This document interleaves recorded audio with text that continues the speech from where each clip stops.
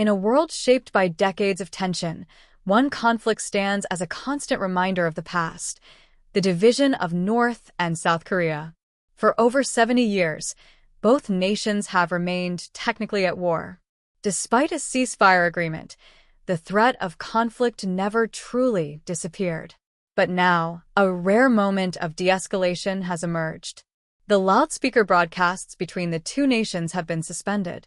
What led to this shift, and what does it mean for the future of inter-Korean relations?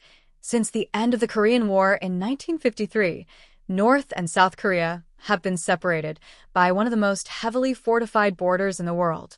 The Demilitarized Zone, or DMZ, serves as both a physical and ideological divide. Throughout the years, both Koreas have engaged in loudspeaker propaganda campaigns, messages aimed at swaying public opinion across the border. These broadcasts have included everything from anti-propaganda speeches to music, even K-pop. But while the broadcasts were meant to sway hearts and minds, they also deepened the tension and contributed to the animosity between the two countries. By end 2024, South Korea's military resumed its loudspeaker campaign after a provocative act by North Korea. Pyongyang launched balloons over the border filled with trash, an apparent retaliation for a campaign by North Korean defectors who sent anti-regime leaflets and other items across the DMZ. In response, South Korea turned its loudspeakers back on. A round-the-clock barrage of K-pop and political messages aimed directly at North Korea, intensifying the propaganda war. But this move came at a price, escalating tensions in a region already on edge.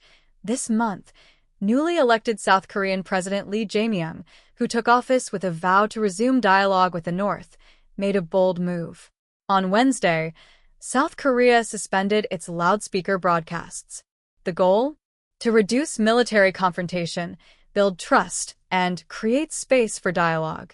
President Lee's decision was welcomed by many, especially those living near the border who had long complained about the constant noise pollution caused by the broadcasts. For them, this marked a welcome change in the direction of inter-Korean relations. But South Korea is not the only one stepping back. Reports indicate that North Korea has also ceased its loudspeaker broadcasts near the border. This pause in both nations' loudspeaker campaigns marks an unprecedented moment of mutual restraint. Though North Korea has refrained from provocations in recent weeks, the situation remains delicate. The cessation of the broadcasts signals a temporary reprieve from the tense military standoff. This moment of de-escalation is a hopeful sign, but the road to lasting peace is far from clear. Despite the suspension of loudspeaker broadcasts, North Korea's nuclear ambitions and its complicated relationships with global powers like Russia continue to present major challenges. The Korean peninsula is still technically at war, and while this suspension is a step in the right direction, it remains to be seen whether it will lead to more substantial diplomatic progress. For now, the world watches and waits.